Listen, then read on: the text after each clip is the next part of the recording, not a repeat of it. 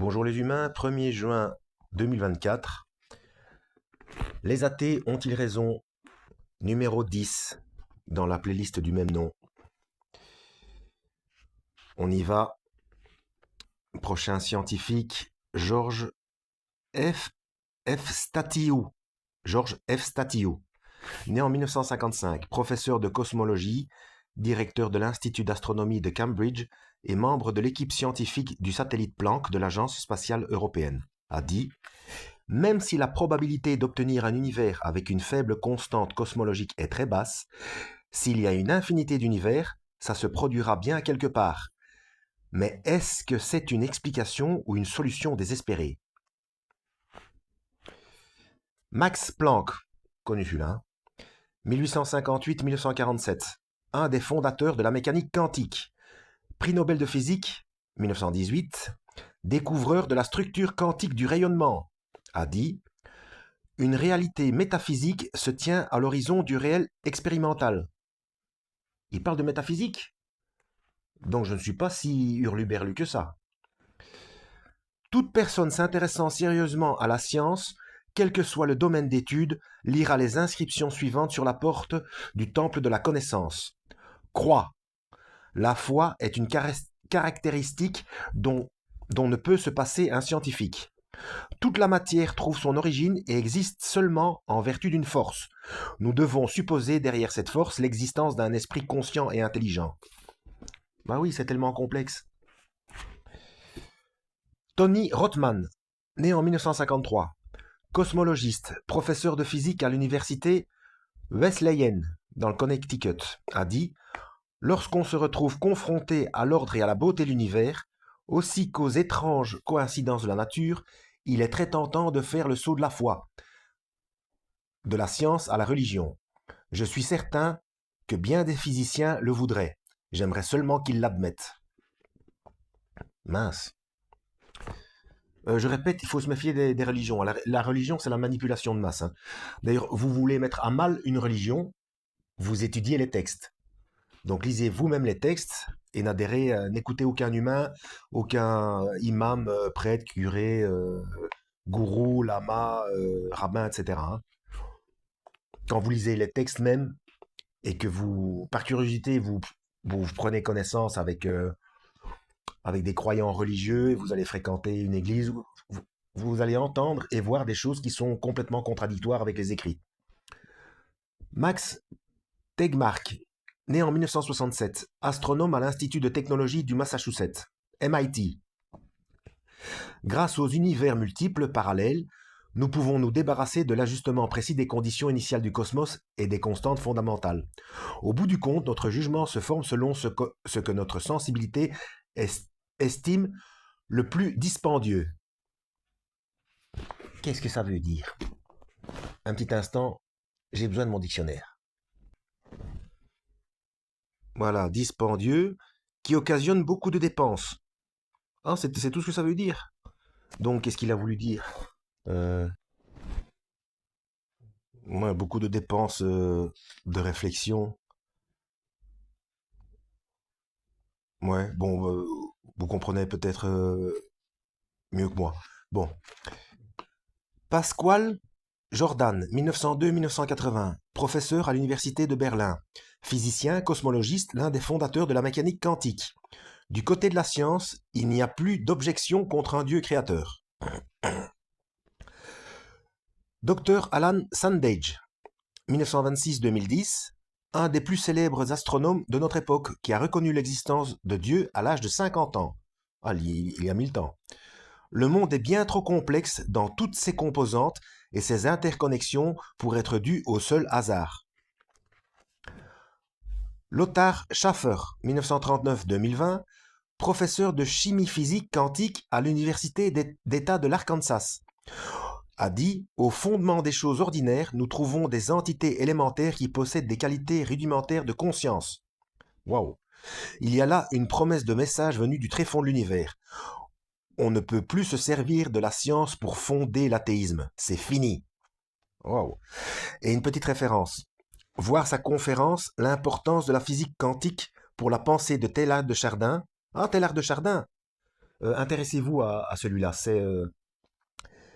C'est assez cossu, on va dire. Et pour une nouvelle vue de l'évolution biologique.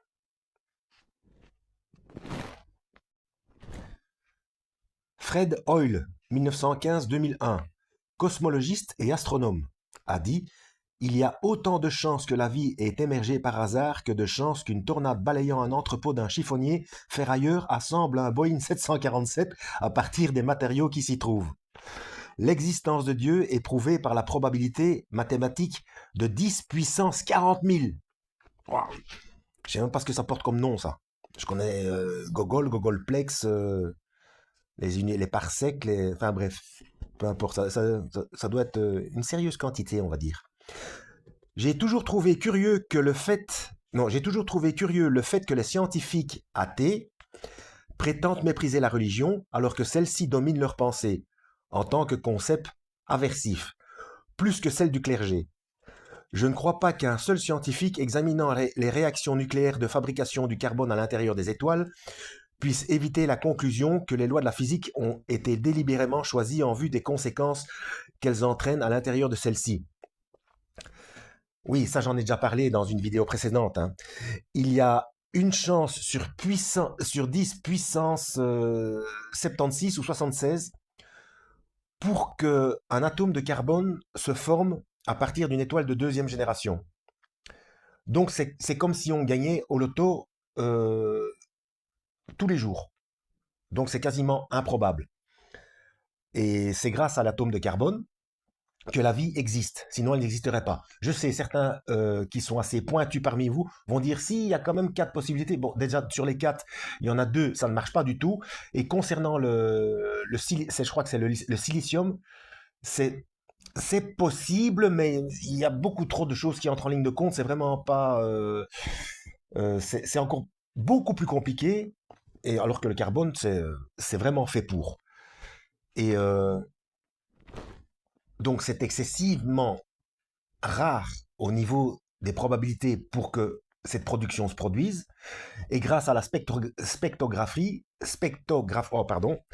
donc on a pu remarquer que c'est quasiment le schéma classique des étoiles de deuxième génération.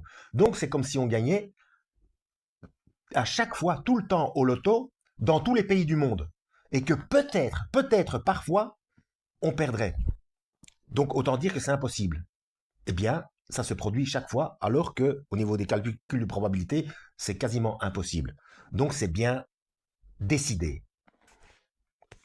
Alors, Robert Kaita, né en 1931, professeur de physique et d'astrophysique à l'université de Princeton, a dit: la science est impossible si l'on n'accepte pas de reconnaître que nous vivons dans un univers causé et causal, ce qui nous pousse finalement à reconnaître une cause première ou un créateur.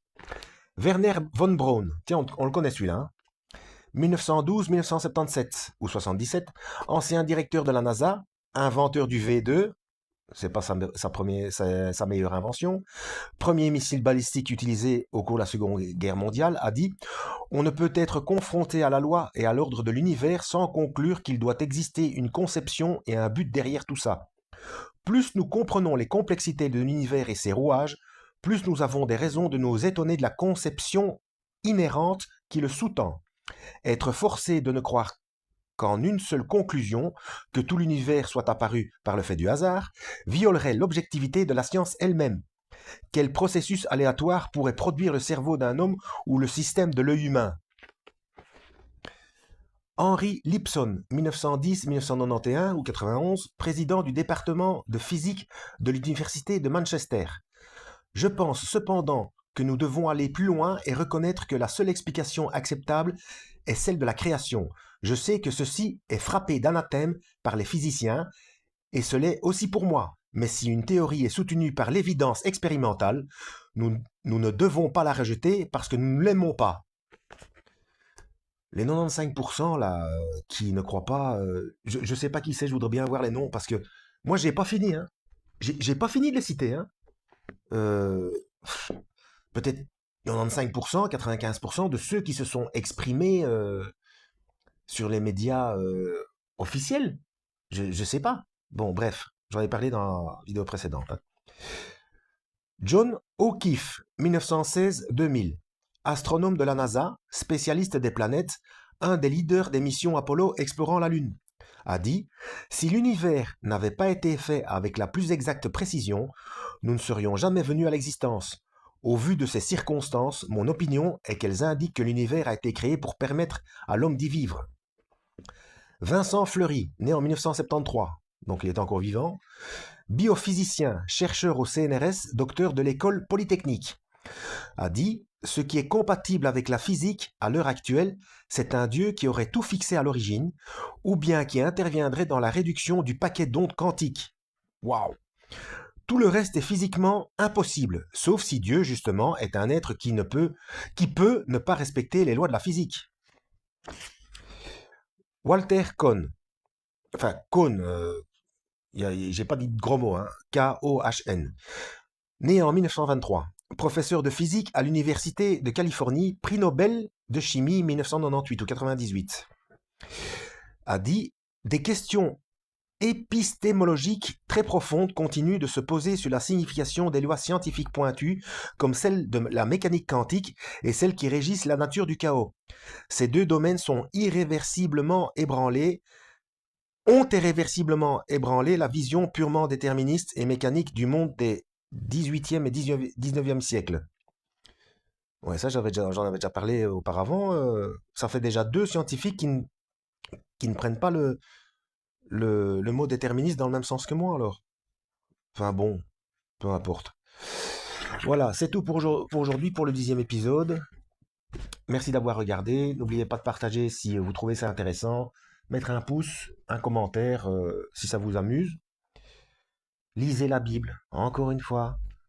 N'oubliez pas, le système de paiement dans la main, il fonctionne, il est opérationnel avec le code 666, Apocalypse chapitre 13, versets 16 à 18. Il n'y a rien à faire. C'est en route, hein, c'est en route. Hein. Alors que vous croyez en Dieu ou pas, les dirigeants de cette planète ont les moyens technologiques pour faire correspondre le système de fonctionnement des sociétés et les événements au plan biblique. Qu'est-ce que je voulais que je vous dise, moi?